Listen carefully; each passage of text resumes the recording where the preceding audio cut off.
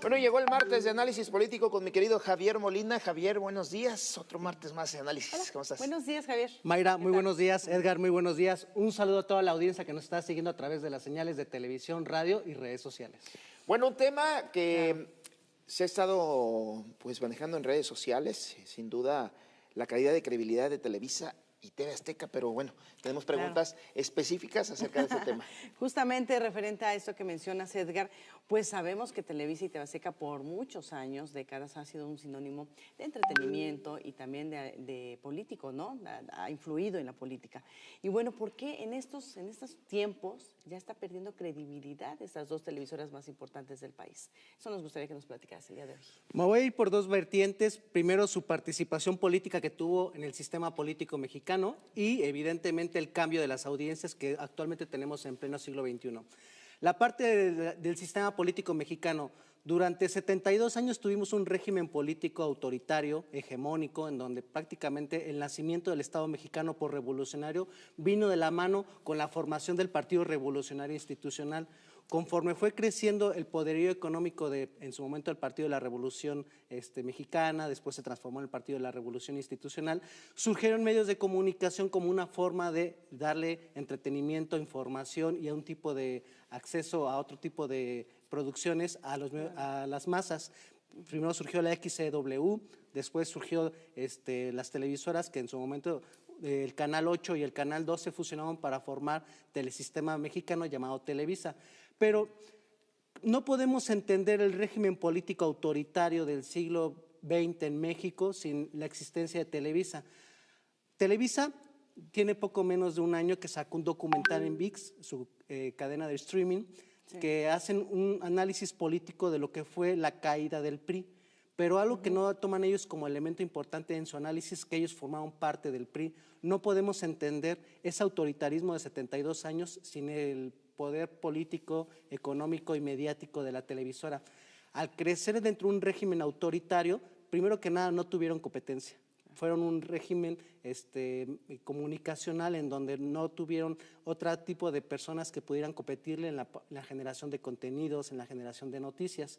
Claro. Ya vimos en los 90 el surgimiento de TV Azteca, pero prácticamente adoptaron el mismo modelo, el de vamos a comunicar la información oficial, vamos a ocultar lo que pasaba en el acontecer político, social y económico del país. Claro. Y algo que no mencionan en su documental en Televisa es de que fueron parte del sistema de dominación y de control de la ciudadanía. Es decir, en México tuvimos serios episodios políticos de represión, de fraudes electorales, de crisis económicas, también la parte de persecución de grupos sociales que se oponían a lo que era el régimen autoritario, se reprimía a estudiantes, a médicos, a sectores de la guerrilla urbana, rural, a campesinos. Y en ese contexto Televisa siempre fue un fiel servidor de ocultar lo que pasaba en el México del siglo XX. Entonces, conforme fue dándose una apertura democrática, también se dio la oportunidad de surgían otros medios de comunicación.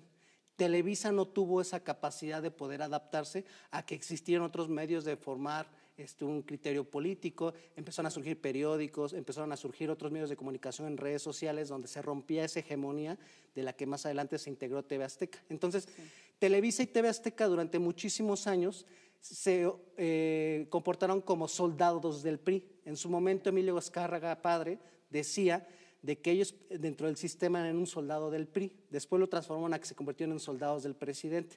Lo curioso fue que con la transición política, Mayra, Edgar, nos vamos a dar cuenta que se fue dando un cambio político importante, en donde de convertirse en soldados del PRI, se convirtieron en promotores del PRI.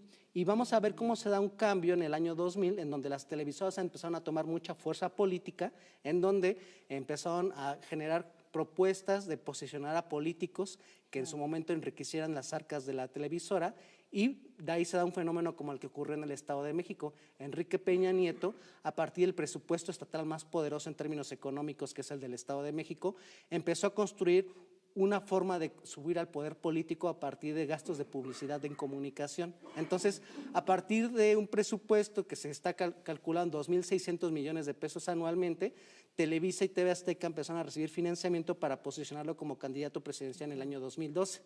¿Qué fue lo que pasó? Es que la población empezó a hacer la vinculación de que Televisa y TV Azteca dieron todo su capital mediático para el impulso de la candidatura presidencial de Enrique Peña Nieto. Pero ¿qué pasó? Con Enrique Peña Nieto tuvimos un sexenio de corrupción, de represión, en donde se regresaron los peores vicios del sistema político mexicano, y eso también socialmente se le cargó a la televisora como una de las partes responsables de que el modelo priista, autoritario, represor, económicamente corrupto, regresará al poder político en el año 2012 con Enrique Peña Nieto. Y otra parte importante, la ampliación de opciones como medios de comunicación. Por ejemplo, ellos no supieron crecer con las redes sociales. Las redes sociales se convirtieron en un vehículo de romper la hegemonía comunicacional que durante prácticamente 67 años Televisa y luego después 35 de TV Azteca se acostumbran a tener el monopolio de la información. Claro. Muy interesante. Y bueno, ya lo hemos dicho, al perder esta credibilidad, pierde también este poderío económico. Sabemos que la economía de estas dos televisoras pues, ha decrecido de manera importante, y el poderío político. ¿Hay posibilidad de que en futuros años puedan recuperar ese poderío en estos dos rubros? Es posible. Televisa tuvo una caída espectacular. Hace apenas 10 años, Televisa tenía un valor en la Bolsa Mexicana de Valores de su acción de 120 pesos. Actualmente sus acciones están valoradas en 9 pesos. Entonces, vemos que tienen una caída de más del 95% del valor de sus acciones. ¿Qué es lo que ha pasado? Televisa, durante lo que fue la transición con Vicente Fox, con Felipe Calderón y Enrique Peña Nieto, se acostumbraron a hacer un factum político poderoso. Es decir, cualquier gobernador que tuviera aspiraciones políticas de querer ser presidente de la República tenía que darle grandes sumas de publicidad a Televisa y a TV Azteca. Ponía el ejemplo de Enrique Peña Nieto. Pero la otra parte importante es que también ese descrédito ha ido en aumento. Televisa, en lo que ha sido en los últimos 20 años, ha perdido más del 60% de esa audiencia.